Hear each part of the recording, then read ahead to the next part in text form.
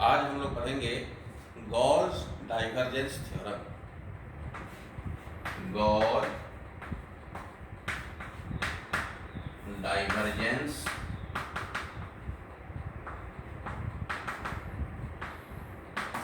Theorem.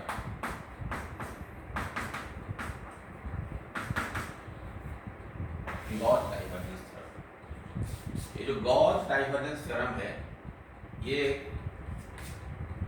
Relation देता है surface integral में और वॉल्यूम इंटीग्रल में।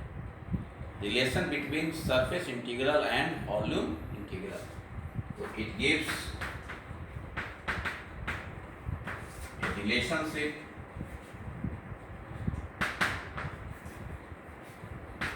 between surface integral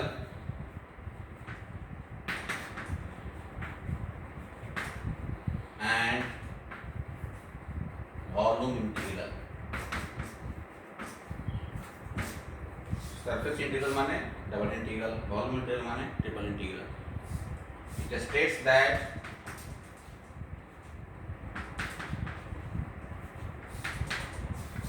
integral over S f dot n ds, f को f वेक्टर फंक्शन है, f dot n, n unit normal है outward drawn, this is equal to volume integral over v divergence f dv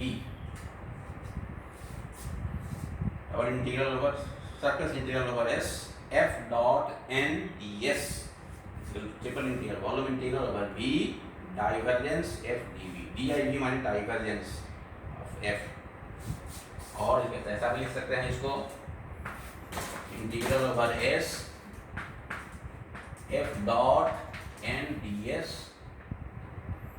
integral over v del dot f।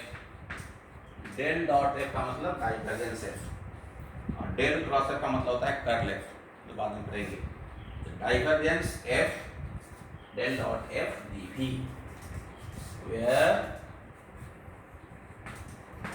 n cap is the unit outward drawn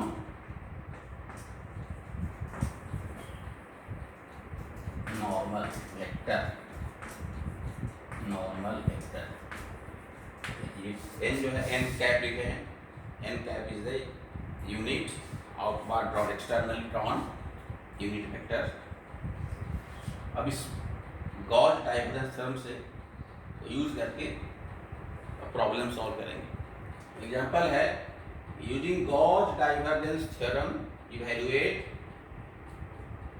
double integral over surface S f dot n ds। f dot n ds निकालना है। यहाँ f का value है 4xi minus 2i square j plus z square k, और जो region S है it is bounded by a circle x square plus y square equal to 4, z equal to 0 and z equal to 3। ये सवाल हो गया।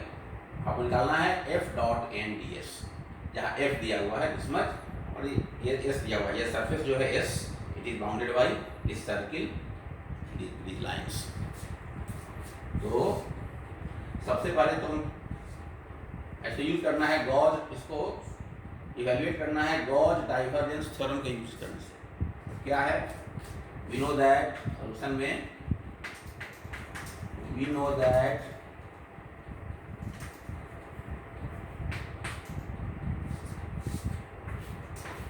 Integral over double integral s f dot n ds, n unit vector है इसलिए cap लगा रहे हैं ऊपर में। f dot n ds this is equal to integral over v divergence v dv, divergence v dv। ये बाई हो गया बाई गॉस डाइवर्जेंस थ्योरम। अच्छा, अब मुझे ये निकालना है, इसका वैल्यू होता है डाइवर्जेंस v dv, तो ये निकालना पड़ेगा डाइवर्जेंस v नहीं sorry f, divergence f D V. अच्छा, एफ निकालना है, डाइवर्जेंस एफ। तो डाइवर्जेंस से पहले निकालना पड़ेगा, एफ दिया हुआ है तो एफ कितना है। नाउ डाइवर्जेंस एफ, इसका मतलब कितना है, डेल डॉट एफ। अच्छा, डेल कितना होता है, I delta by delta X plus J delta by delta Y plus K delta by delta Z dot dot F. F कितना है, 4xi minus 4xi minus 2y square J plus Z square K. ये हो गया del dot F. अब कैसे करेंगे, तो delta by delta x of 4x, तो 4i और i डॉट i हो गया 1, बाकी i dot J 0, i dot के 0। फिर अब j के साथ प्लस j के साथ j dot i 0, j dot j बीच वाला 1 होगा, फिर j डॉट के 0 हो जाएगा, तो j 2i square delta by delta y of 2i square, तो minus 4y delta by delta minus 2 minus 4y, i भी नहीं, 4x minus 4y, i dot i तो 1 हो गया, तो 4x minus 4y plus k dot K 1 del by del Z of Z Z square 2z। यही हो गया divergence F, del dot F. और इस दोनों का निकालेंगे डॉट प्रोडक्ट, तो पहले फर्स्ट को इस तीनों के साथ डॉट प्रोडक्ट, सेकेंड का तीनों के साथ, थर्ड का तीनों के साथ। फर्स्ट क्या करेंगे तीनों के साथ, तो पहला तो बच जाएगा आई डॉट आई 1 हो जाएगा और del by del X of 4x हो जाएगा 4 के बराबर, और फिर आई डॉट जे 0 हो जाएगा, आई डॉट के 0 हो जाएगा। सिमिलरली सेकेंड को उठाएंगे तो फर्स्ट के साथ 0 होगा, सेकेंड बचेगा, थर्ड के साथ 0 होगा। थर्ड को लेंगे तो फर्स्ट सेकेंड 0 हो जाएगा, थर्ड के साथ बचेगा, इसलिए कि सेम यूनिट वेक्टर का डॉट प्रोडक्ट 1 होता है और डिफरेंट यूनिट वेक्टर का डॉट प्रोडक्ट 0 होता है।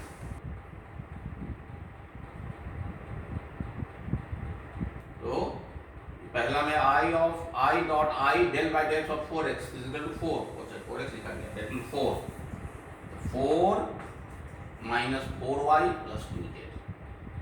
अच्छा, अब therefore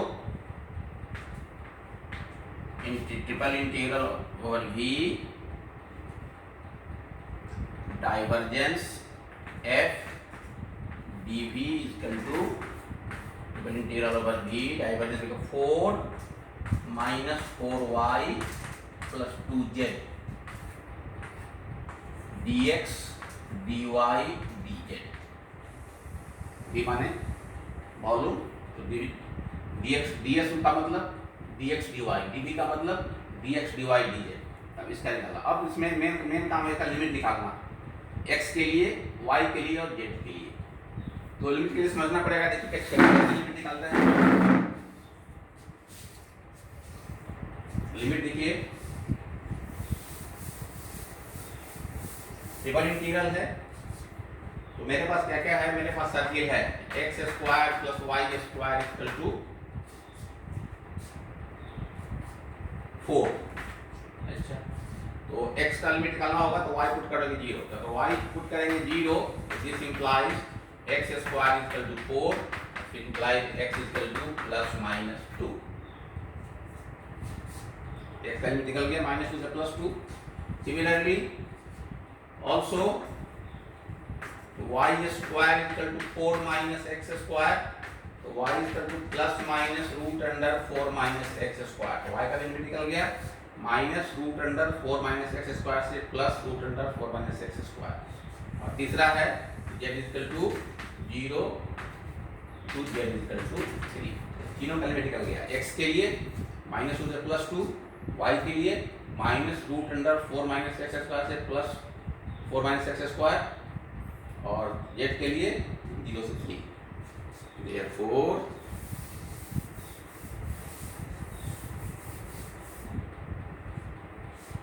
Therefore integral over s f dot N D S जो मुझे निकालना है, this will be equal to, वहाँ है ट्रिपल इंटीग्रल ओवर v, पहला है x के लिए तो -2 से +2, दूसरा है y के लिए तो -√4 माइनस एक्स स्क्वायर से √4 माइनस एक्स स्क्वायर, तीसरा है z के लिए तो z इक्वल टू 0 तो z दिया हुआ है सवाल में, and it is 4 minus 4y plus 2z dx dy dz। बस कुछ नहीं करना था, लिमिट सवाल में दिया ही हुआ है और अपने f दिया हुआ था तो हमने निकाल लिया डाइवर्जेंस, f निकाल लिया जो आया है 4 माइनस 4y प्लस 2। अब इसको कर देंगे इंटीग्रेट बारी बारी से। अब जानते हैं ट्रिपल इंटीग्रल,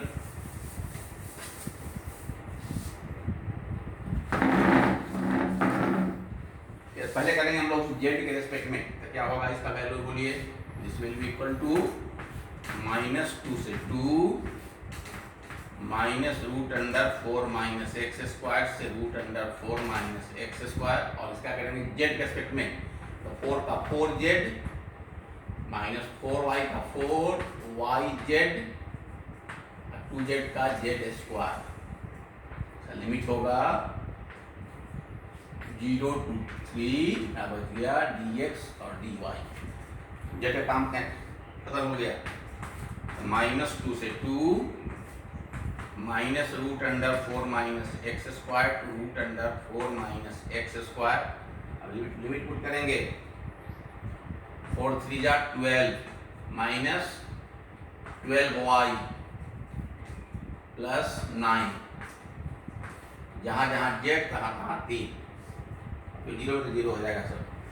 अब dx dy, अच्छा 12 माइनस 12y प्लस 9 का फिर करेंगे हम लोग y के रेस्पेक्ट में, दिस इज इक्वल टू -2 से 2 12y minus 6y square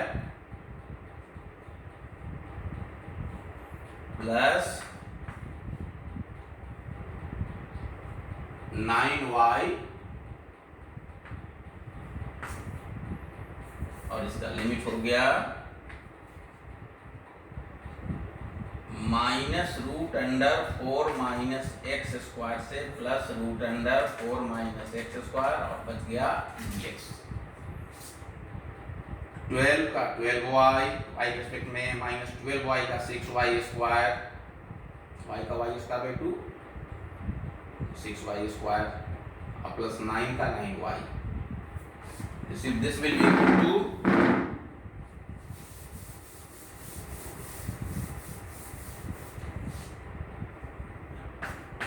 integral from -2 to 2, 12y plus 9y 21y minus 6y square, और इसका लिमिट है -√4 minus X square to √4 minus X square, and finally बच गया dx।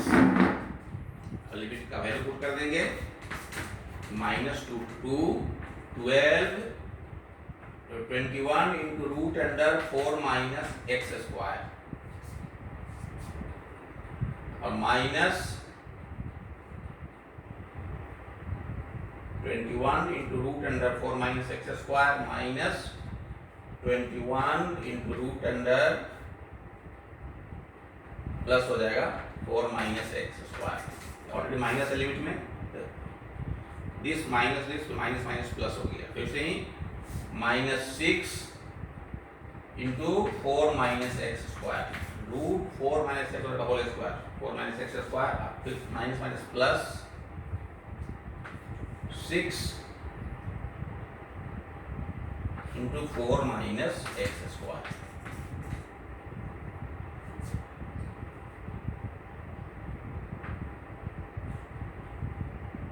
dx। एक बार फिर देख लें, 21 √4 minus X square minus 21 into -√4 minus X square, तो माइनस माइनस प्लस हो गया 21 √4 माइनस एक्स स्क्वायर, फिर -6 और y स्क्वायर का √4 माइनस एक्स स्क्वायर का whole square 4 minus X square. अच्छा ऐसा कर सकते हैं, ऐसा कर सकते हैं, इसको ऐसा लिख दें, ऐसा ऐसा, फिर इसका फिर माइनस, तो माइनस फिर -6 और माइनस रूट अंडर 4 - x का होल स्क्वायर करेंगे तो 4 - x स्क्वायर होगा। अच्छा, ये हो गया, इस अलग अलग लीजिए, समझने में दिक्कत नहीं होगी। ये दोनों इसके लिए, फर्स्ट टर्म के लिए और फिर सेकंड टर्म के लिए, तो ये माइनस तो यहाँ दे, बस फिर ब्रेक करेंगे इसको,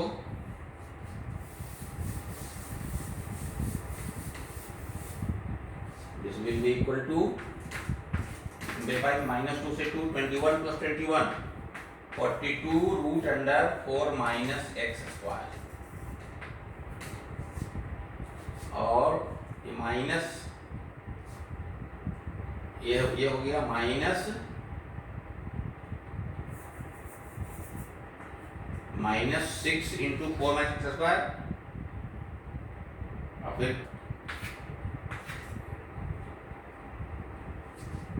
dx, बस 42 × root under 4 - x square dx। इसको इंटीग्रेट कर देंगे, तो इसको सब लोग पढ़ते हैं स्कूल में 12th क्लास में, स्टैंडर्ड इंटीग्रल है root under a² - x square, तो वो याद हो तो अच्छी बात है, नहीं याद है तो इसको फिर से कर लेंगे integrate, 42 × -2 to 2 root under 4 - x square dx। ये स्टैंडर्ड इंटीग्रल है रूट अंडर a² - x, पढ़ते थे स्कूल में। अगर याद नहीं वैल्यू तो फिर देख लीजिए कैसे करेंगे इसको करेंगे मेथड ऑफ सब्स्टिट्यूशन, क्या पुट करें x को, ये रूट खत्म हो जाए, जैसे तरीका इसका है कि पुट x = 2 sin थीटा, क्यों, तो x स्क्वायर हो जाएगा 4 sin स्क्वायर थीटा, तो ये हो जाएगा 4 - 4 sin स्क्वायर थीटा, माने cos 4 cos स्क्वायर थीटा, मतलब बाहर आ गया 2 cos थीटा, और dx हो जाएगा 2 cos theta d theta, x है 2 sin थीटा, तो dx हो गया 2 cos theta d theta. Definite integral में जब यूज करते हैं मेथड ऑफ सब्स्टिट्यूशन तो लिमिट चेंज हो जाता है, यहाँ से लिमिट चेंज होगा, तो x = -2 implies थीटा = -π/2,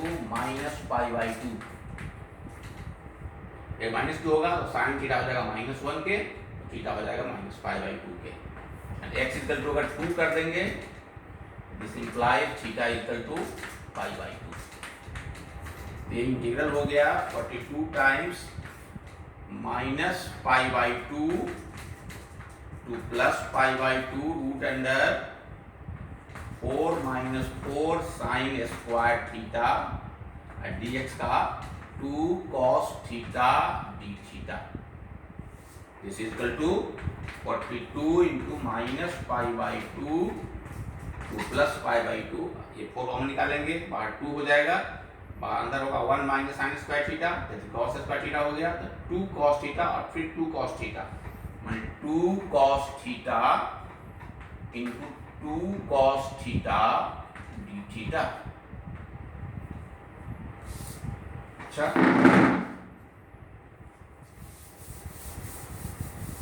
अब this will be equal to 42 times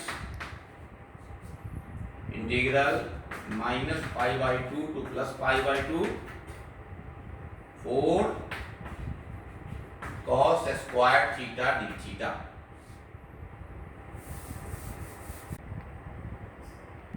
तो this is equal to 42 times integral from -π/2 to +π/2 4 cos square theta d theta.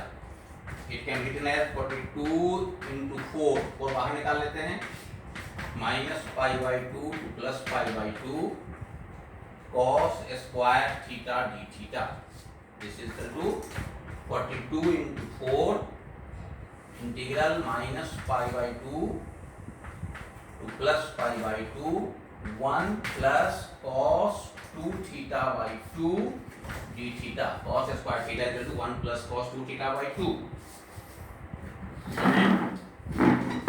This is equal to, इस 2 को बाहर निकालेंगे, जैसे 4 कैंसिल हो जाएगा, 2 × 2 = 4, this equal to 84 times integral -π/2 to π/2 1 plus cos 2 theta d theta. This is equal to 84 times 1 का integral theta 0 minus pi by 2 to plus pi by 2 plus cos 2 theta का sin 2 theta by 2 minus pi by 2 से plus pi by 2. So this is equal to 84 times pi by 2 plus pi by 2. ये हो गया theta के लिए pi by 2 minus minus pi by 2 pi by 2 plus pi by 2. ये हो जाएगा sine 2 theta sine 2 pi by 2 माने sine pi minus sine minus pi. Sine pi zero होता है, पूरा टर्म जीरो हो जाएगा ये. This is equal to 84 into pi by 2 plus pi by 2 मतलब pi. The answer is 84 pi and this is the answer. अब Gauss divergence हम लोगों ने पढ़ लिया है और इसके बेसिस पर दो सवाल मैंने लिख दिया है, एग्जाम्पल 2 एग्जाम्पल 3. इस दोनों को आप लोग सॉल्व कर लेंगे.